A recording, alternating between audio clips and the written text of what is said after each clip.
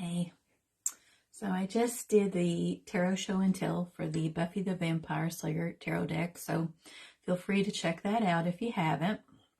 And of course, I recommend this cup to especially parents with little ones, or if they're in a profession where their coffee may get cold before they have a chance to drink it all. The Pioneer Woman, to give her a little shout out, you guys know I generally wear her stuff. This is me and how I wake up. I haven't gotten ready for the day yet, which I will be. So that's why I don't even have my lipstick on right now, right?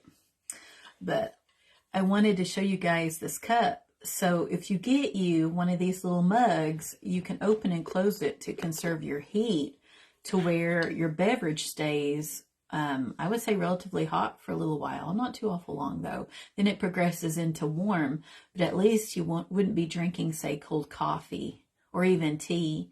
So I wanted to show that off. This is like the second cup of the Pioneer Woman's that I bought some time ago because I love floral stuff, things with color. It's pretty. Just beware. My other one, which is a blue one, I would put it in the dishwasher and it like totally flaked off the outside paint. So of course, pay attention if it says if it's dishwasher safe or not.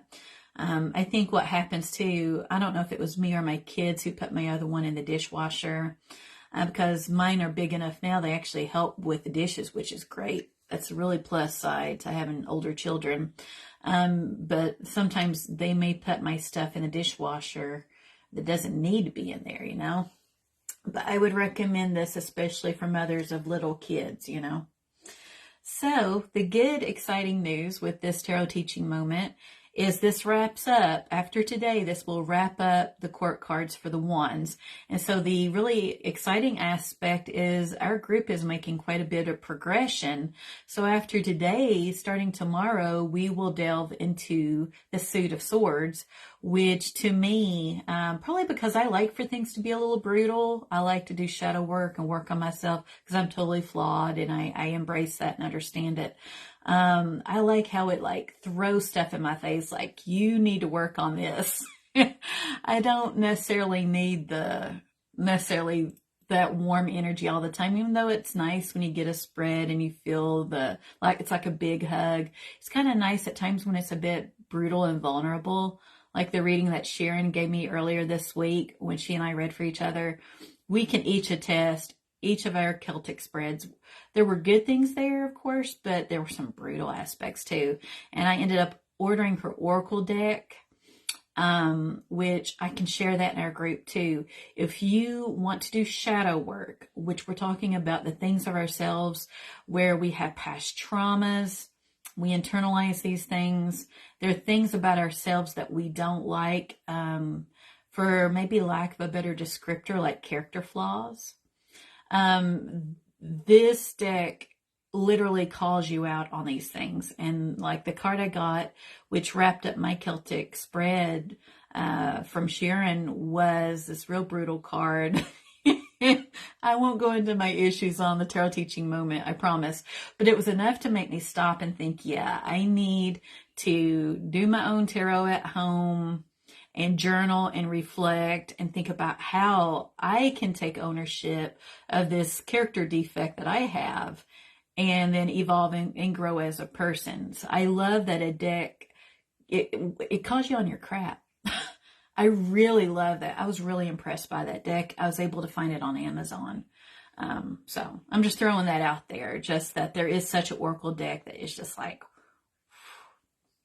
yeah, I've never seen one like that. I was really impressed by it. So today, and I see I've got Jen back and I've got Honor back. Thanks for coming back, guys. So we've got the King of Wands here.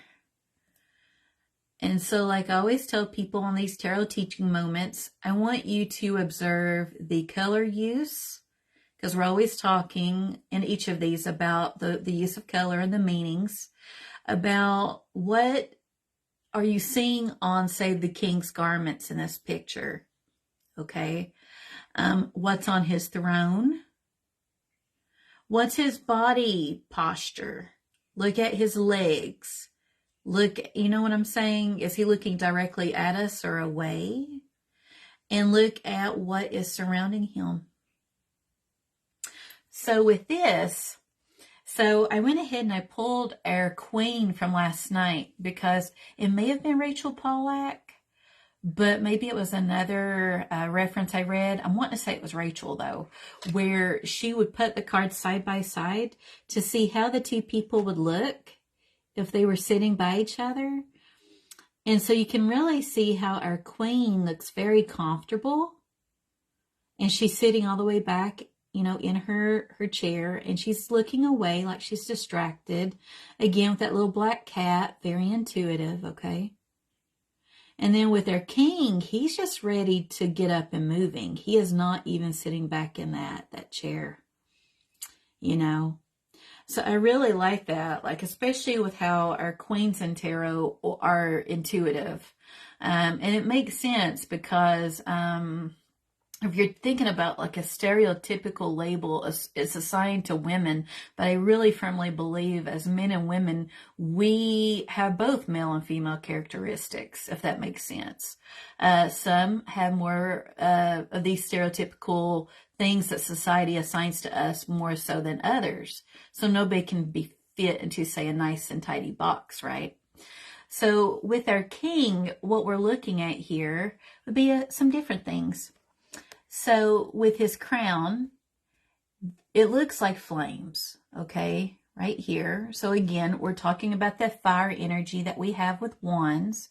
And we're seeing how his robe, it's a mixture of both the orange and red colors. So again, the orange is very commonly utilized with wands to show that excitement and enthusiasm. And think of a fire and all the various colors you see in a flame. Say if you light a candle, meditate. Look at that flame and watch it.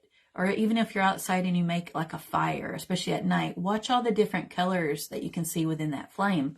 So what we're seeing here, so we have the orange that we talked about, and then with the red, we're seeing love, passion. The passion totally makes sense with wands, okay?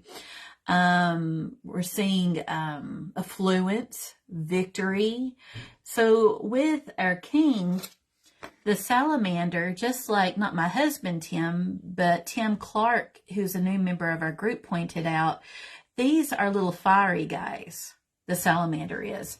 And it's only on our king, like I posted in or actually not posted, but talked about in one of my other go lives, with our page and our knight.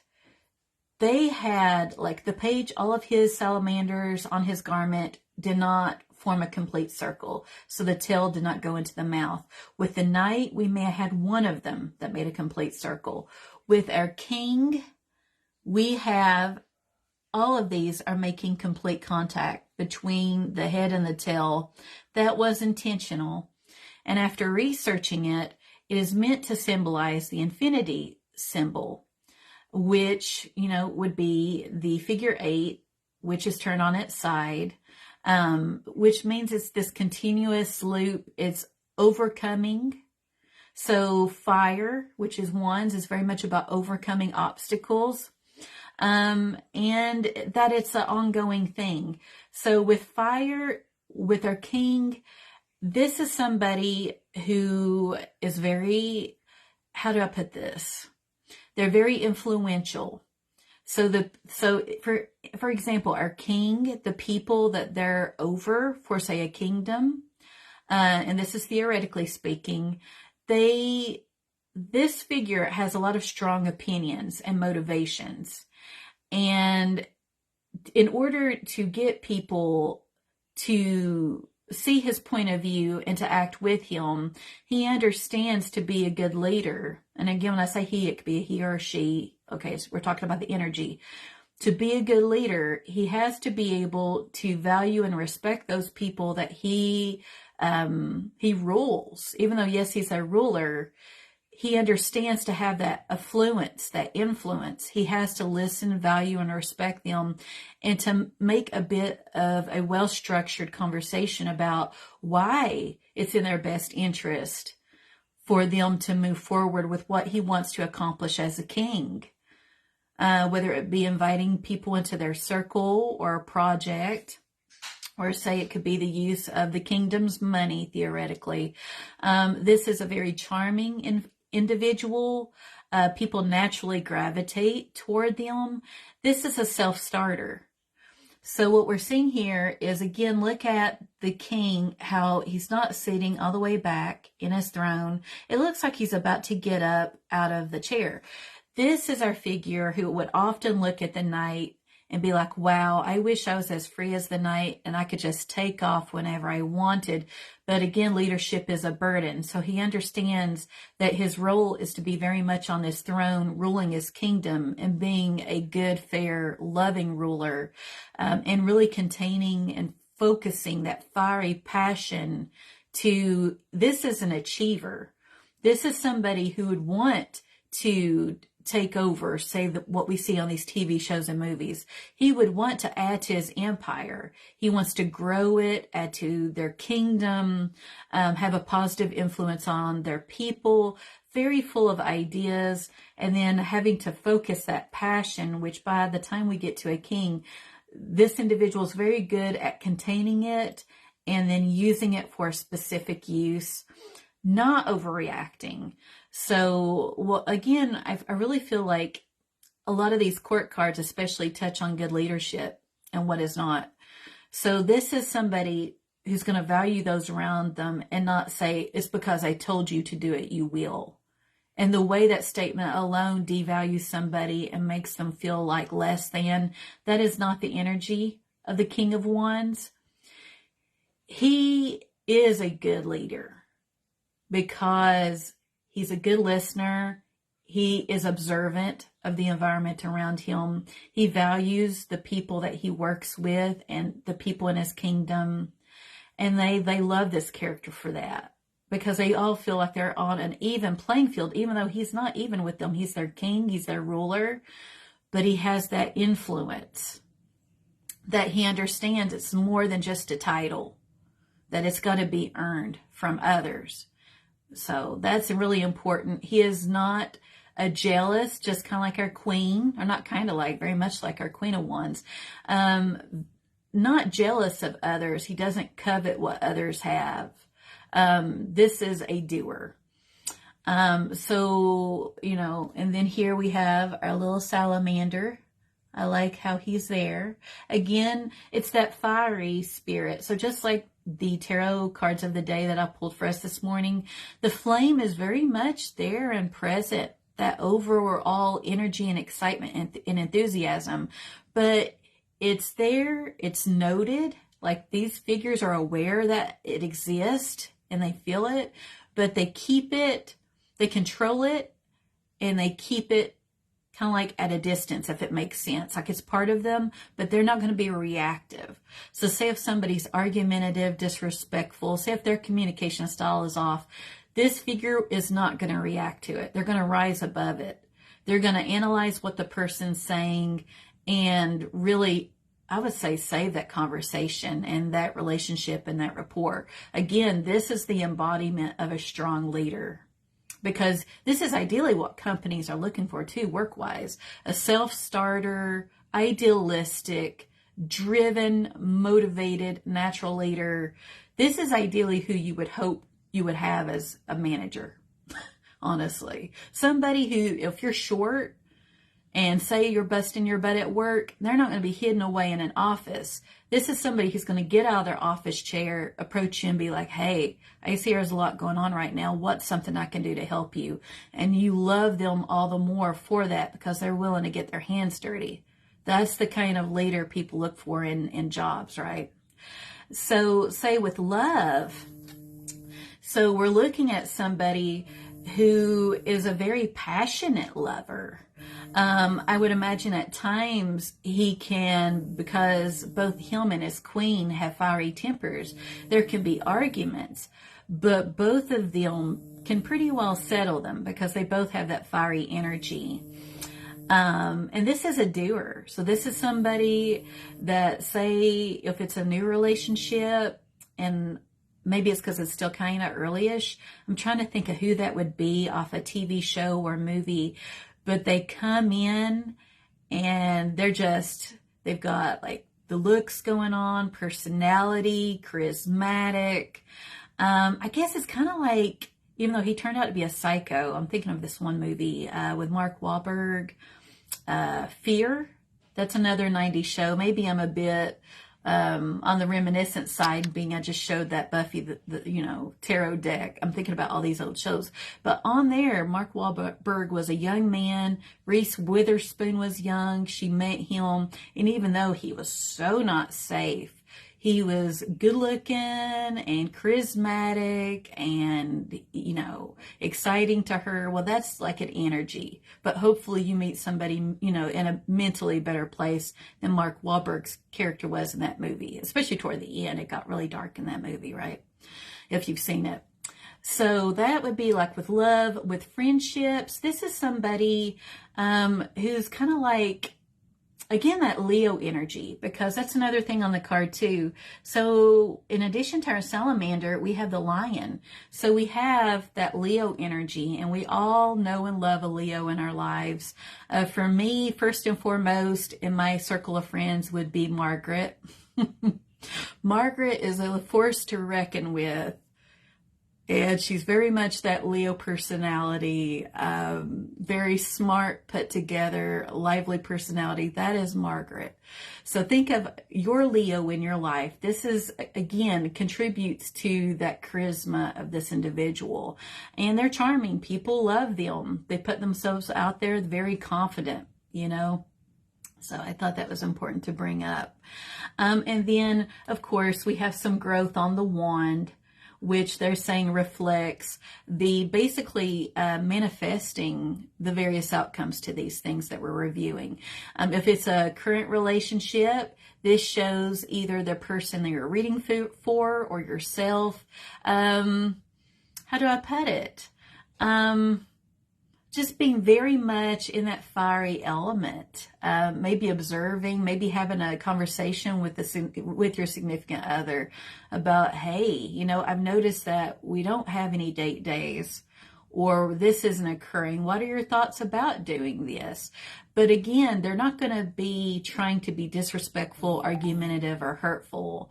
This is, again, a very fiery, driven, go-getter, doer. So that would be like the overall tone with that conversation, is fixing the rapport and to where the relationship would continue to do well. That even applies to, say, platonic friendships. You have to be good to your friends and make time to see them and all that good stuff. So with career, I think we've talked about that at length. This is the ideal person for a career where they set off, they've got an idea of a project or endeavor they want to do. They're going to get their team on board and they're going to get it done. And they're going to get their hands dirty. They're not going to be locked away in an office expecting others to do it for them. If anything, this individual prefers to be active and hands-on. Okay, so that's the energy of that. With finances, we're looking at financial stability, and we're also seeing somebody generous to others, because we're seeing a figure that's very generous and courteous to the people that are on, say, this figure's staff and their kingdom. They love their people. They understand to have a true impact, you have to value people and get them on your side by conversing with them and listening to them and giving them a voice and advocating to have a true impact, which is more profound than, say, just one person, where you may have little to no impact, right? So I think that pretty well extensively covers it. And then, of course, how the throne is made of stone. And no, it's not a comfortable position. And we still have the desert as the background, which from my research really shows how it's like, desert synonymous with the fire element. Now, one thing I want to show before we even go into, say, reversals on this would be from this book from Rachel Pollack. So I ended up removing my post about her passing away because I was so confused as that day progressed. I saw some post about how she was possibly actively dying and that she hadn't quite transcended. And so I'm like, man, I don't want to be morbid. So I took it down. But then it was confirmed. I reached out to Pathways for clarification, and they're like, yeah, she passed away. I'm like, okay, good to know. But this, if anything you buy from her is worth the money. Highly intelligent. She was so highly sharp and intelligent. She knew tarot on a complex level. She would even, in this book, she'll talk about lining up the major arcana cards and how they relate to each other by their rows and so forth. And it's a real nice, meaty book. But I've been like referencing this when I research our cards to make sure that I present all the value of, various aspects of it. So I'm just going to read off a couple things that kind of hit me, that really resounded with me from what she said. So she said, this king in the elemental world of fire can exude great confidence that can slide into arrogance around people not as powerful or self-assured as he. So even though this person's very confident, they have to be self-aware and realize that can be very intimidating to people, and so they have to constantly be aware of how they come across, because again, they want to have that influence and get people on their side. And then it says, while his power seems unified, his role may carry a contradiction. That is, it is the nature of kings to sit on their thrones and be available for governing, laws, and petitioners seeking his help. It is the nature of fire to move, to seek freedom and reject whatever would hold it down. Notice in the writer image, he seems to sit upright rather than lean back on his throne, as if he would like to leave and seek adventure, new experience. He may envy the knight's ability to ride off and look for adventure, or the queen's to enjoy her good life. And what's really cool is in this particular book, she has pictures of various imagery from tarot decks. So you can see the Rider-Waite-Smith, but she's very much into looking at other meanings, other interpretations from other authors, and it goes into those. And she does this for all the cards. And so, yes, and the full title is Rachel Pollack's Tarot Wisdom, Spiritual Teachings and Deeper Meanings. She also has the 78 Degrees of Wisdom, which is known as the Tarot Bible. So if you're really looking to expand your tarot knowledge, again, I would highly recommend her. So I'm going to mark my place so I don't lose that. But yeah, some of these like tarot books are like such good resources. Like, here it is years later, I still like to refer to them because they're that well structured and written. It's pretty cool, So let's see. So, okay.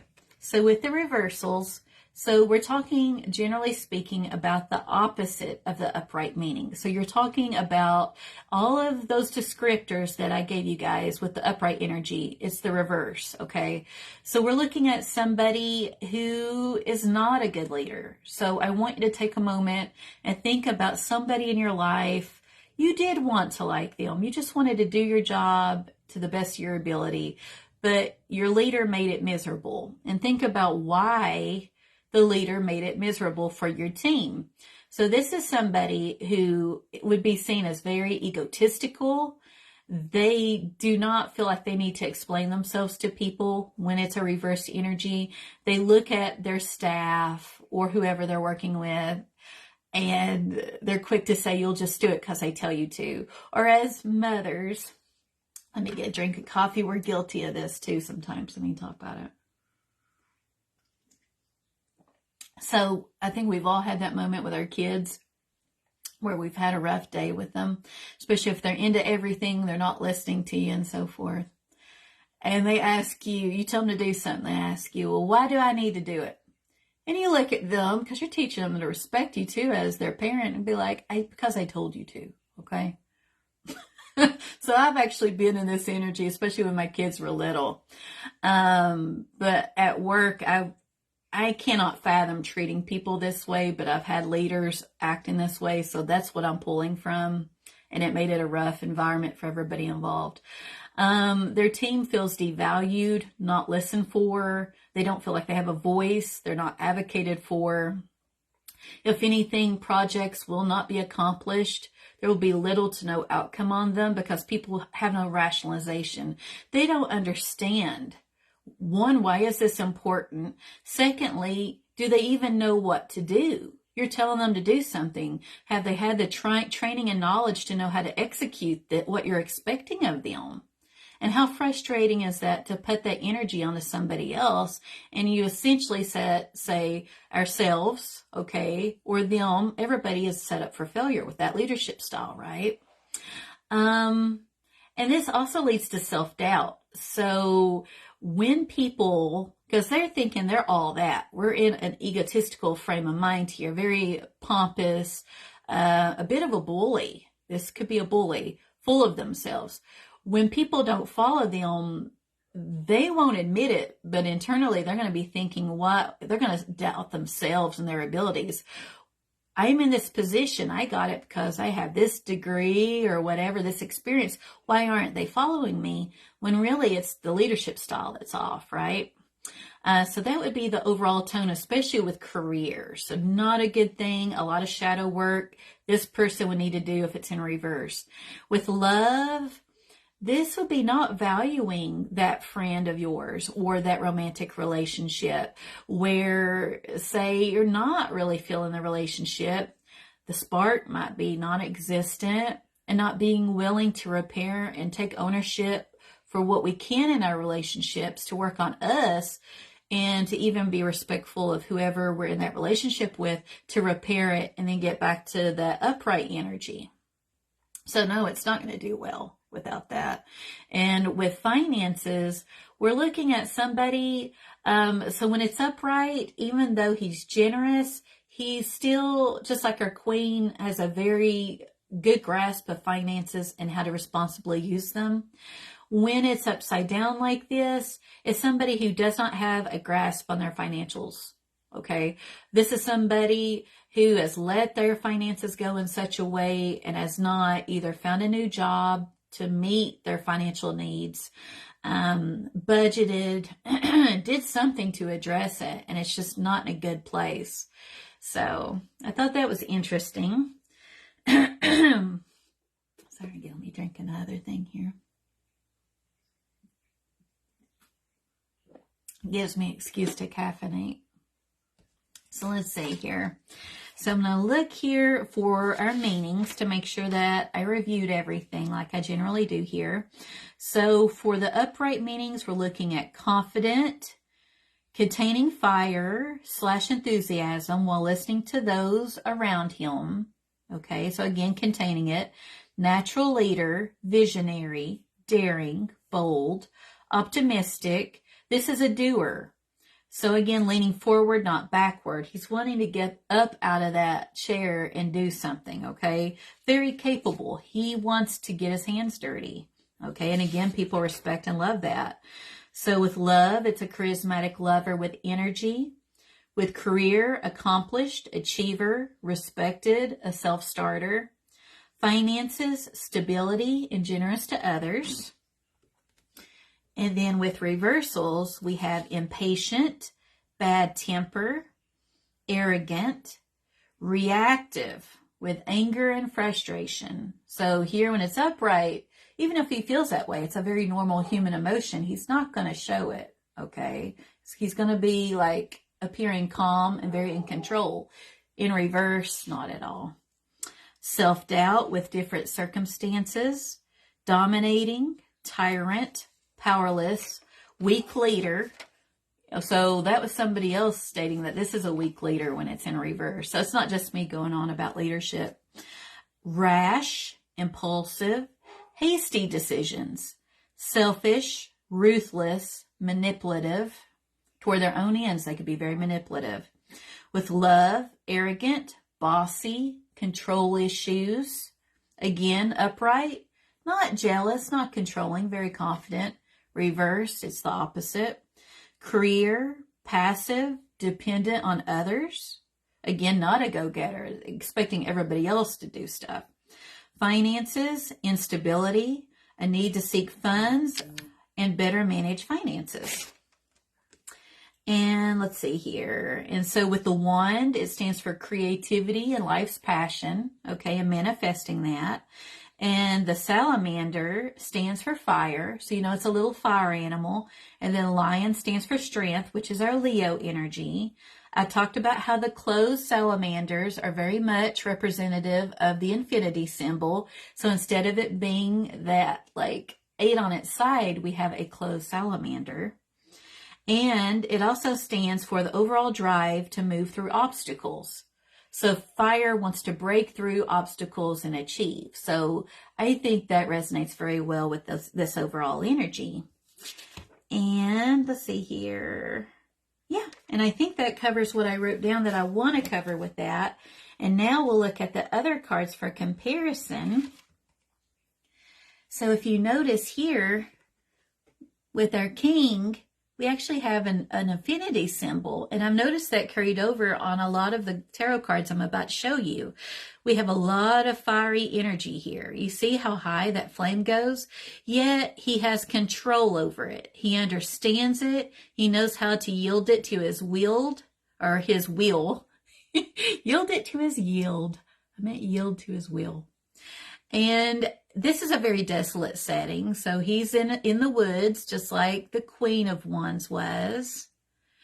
And I just love it. I do love the imagery of this. It's just really pretty, right? And he's looking directly at us too, very confident. You know, he knows who he is and what he wants to accomplish. Then with our little crow, so what we have is the king of the crows, okay, for the wands, and he's on top of a lion. And that lion could eat him, but he's not worried about that because they're actually friends. And, you know, he was able to convince the lion that it was in his best interest not to eat him. And so we have from the wand a red rose, and think of all the colors we talked about associated with red, okay. We also have, like I told you guys, with any type of vegetation, growth, we have the manifest of our intent. Okay, so these are all the accolades, accomplishments, and all that good stuff. It's being very productive and fruitful. We have our salamander friend in the background. We have a little bit of wind right here. I don't know if you guys are focusing on that. And that just goes to show, especially how it's located right by our sun, which is very synonymous with our fire energy. Our king wants to go where the wind blows. He's very motivated and driven, and he wants to, essentially, our figure here would want to fly away and go do and accomplish. And then we have our infinity symbol up here, right? And the artist chose to color it in the color red. I really, really love that. You know, I love this deck so much. It's such a cool deck. And then here, we see this good-looking man. This is from the Light Seers deck. The way that they've drawn the people, they're generally very attractive people in this deck. But you see how he's making that intense, direct eye contact, very confident and self-assured. Notice how he's wearing this chain with the triangle there, which stands for fire, and he's got a salamander on his shirt. I thought that was a very clever way of incorporating that, you know. And then he's holding that wand, okay. His other hand is just like in his pocket. So that could just show him just containing that fiery enthusiasm and energy to where it's not too overwhelming for others. We've got our lion in the background, in addition to we have a desert, just like we do with our Rider-Waite-Smith. And then there's no clouds, no obscurity in the sky, so he knows where he's going. There's no obstacles to that. Again, he's up. He's not sitting, chilling out. He looks like he's just ready. He's looking, making direct eye contact, and he's ready to go and do something and achieve, you know. Very driven. So I love this card. That's a good card too. And then I always end it with one not based on Rider-Waite-Smith. And I looked at it this morning before doing this go live, and honestly, I don't get any of the energy. Now, if you guys do, please comment. It's totally cool to disagree with me. Even though this is my group and I do the tarot teaching moments, I expect for people to not always agree with me. It's totally okay. I'm just telling you what I see and feel. I don't get that same energy, okay? Like, look at that. Like, again, such beautiful art in this deck. Like, I love the art. And a lot of times when we buy decks, it's like an art collection.